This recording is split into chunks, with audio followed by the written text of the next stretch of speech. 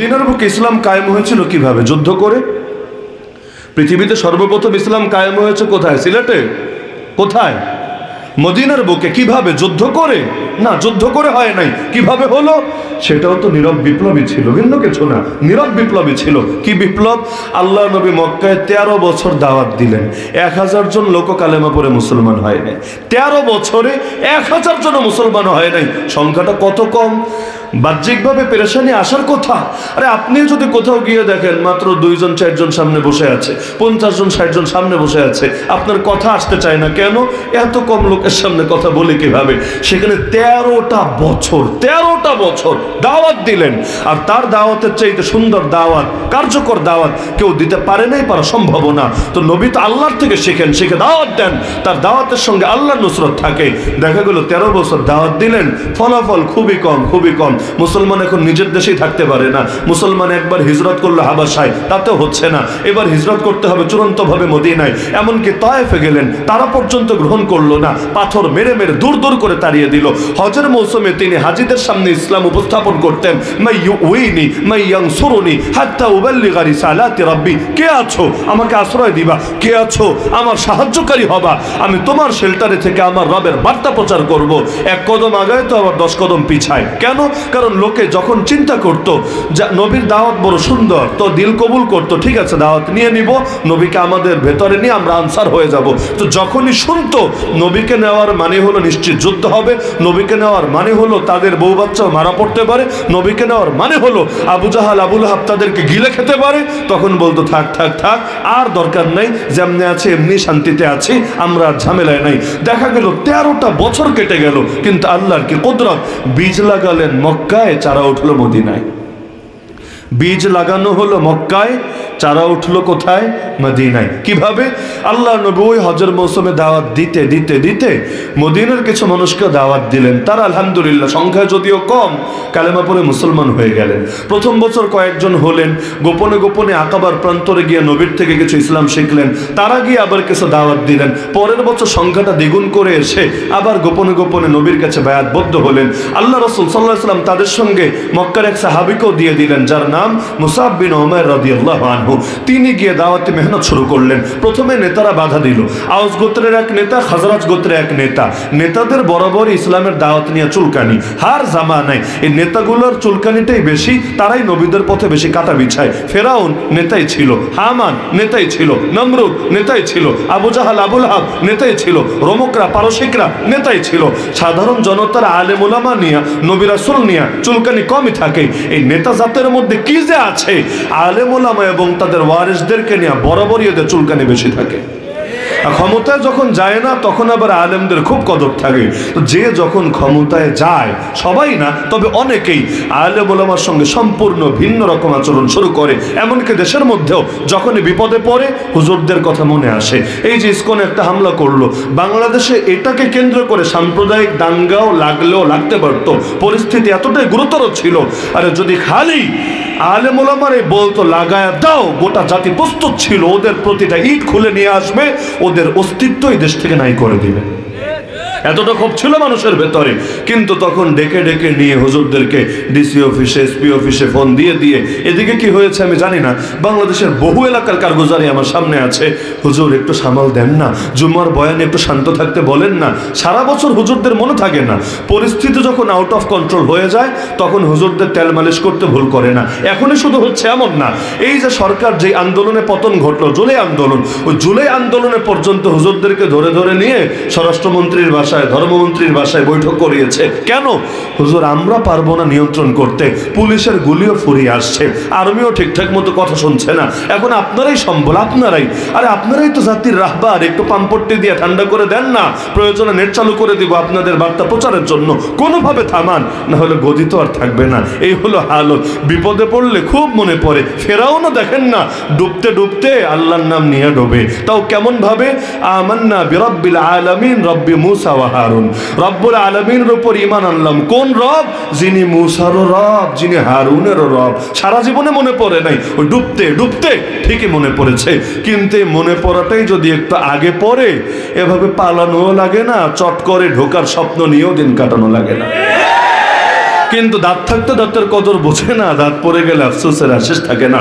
তো মুসাব বিন উমাইর রাদিয়াল্লাহু আনহু দাওয়াত শুরু করলেন, দুই নেতা এসে বাধা দিল, এই তুই কে রে, উড়ে এসে জোরে বসেছিস, এখানে নতুন ধর্ম প্রচার করা চলবে না, ভাগ এখান থেকে, তোকে যাতে আর ইয়াসরিবে, মদিনার আগের নাম ইয়াসরিবে, দ্বিতীয়বার না দেখি। তিনি বললেন, আচ্ছা আপনারা যে সিদ্ধান্ত দিবেন আমি মাথা পেতে নিতে রাজি আছি, তবে আমার একটা রিকোয়েস্ট, সেটা হলো আমি আগে কি বলি এটা একটু শোনেন, পছন্দ হলে গ্রহণ করেন, না হলে দূর দূর করে তাড়িয়ে দেন, কোনো আপত্তি নেই, কিন্তু আমার কথাটা একটু শোনেন, আমার বার্তাটা একটু শোনেন, ভালো লাগা না লাগা আপনাদের এখতিয়ার, গ্রহণ করবেন কি করবেন না আপনাদের এখতিয়ার, এমনকি মারলে মারেন, বের করে দিলে দেন, কোনো সিদ্ধান্তে আপত্তি নাই, কথা শোনা লাগবে। এভাবে ধরলে আর কথা না শুনে কে পারে। বললেন ঠিক আছে বলো।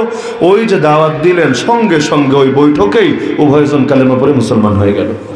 আল্লাহর কি কুদরত, নবী যে 13 বছরে একবার নিজে সরাসরি যান নাই মদিনায় দাওয়াত নিয়ে, একবারও না, কিন্তু আল্লাহর নবীর এই পাঠানো প্রতিনিধি এবং যারা ইতিপূর্বে আকাবার প্রান্তরে গিয়ে বায়াত দিয়ে এসেছিল গোপনে গোপনে রাতের অন্ধকারে, ওই কয়েকজনের মেহনতে এমন এক নীরব বিপ্লব হয়ে গেল, মদিনার এমন কোনো ঘর বাকি ছিল না যেই ঘরে কেউ না কেউ কালেমা পড়ে মুসলমান হয়ে গেল।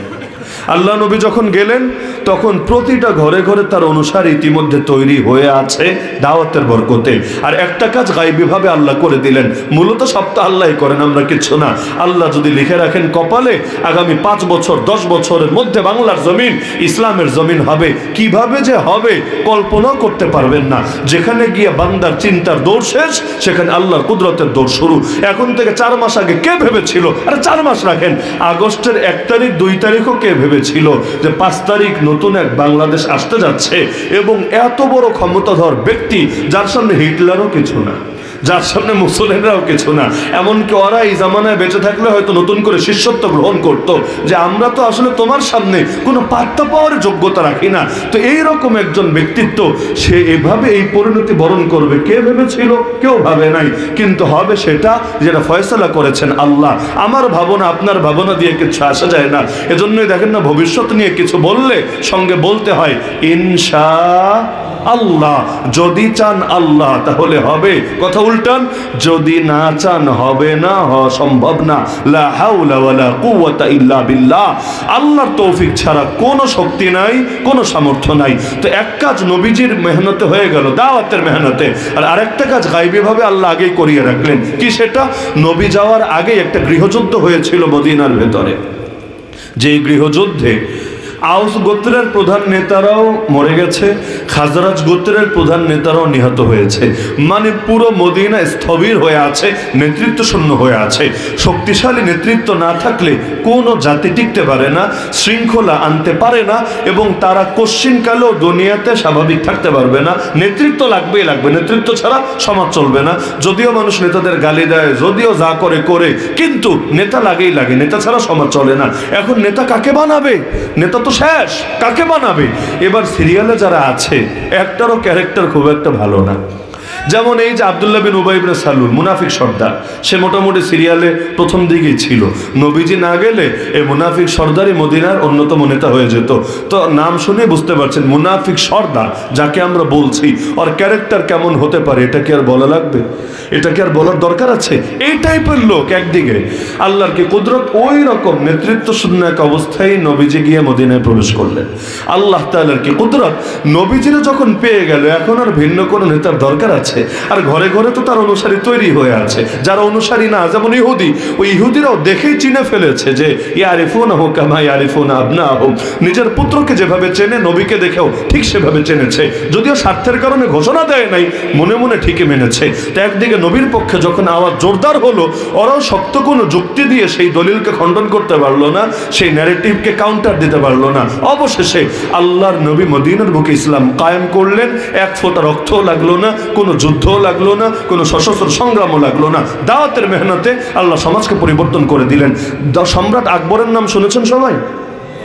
আমরা যখন গর্ব করে বলি যে ভারতবর্ষে মুসলমানদের শাসন ছিল 800 বছর, এর মধ্যে আকবরের 50 বছরও গুণী। কিন্তু আকবর আবার কোন মুসলমান ছিল? ওরে মুসলমান কেউ বললে তারও তো ইমান থাকবে না। কাদিয়ানিকে যেমন মুসলমান বললে ইমান থাকে না, আকবরেরও তো এমন হালত, এইটারে মুসলমান বললেও তো ইমান থাকবে না।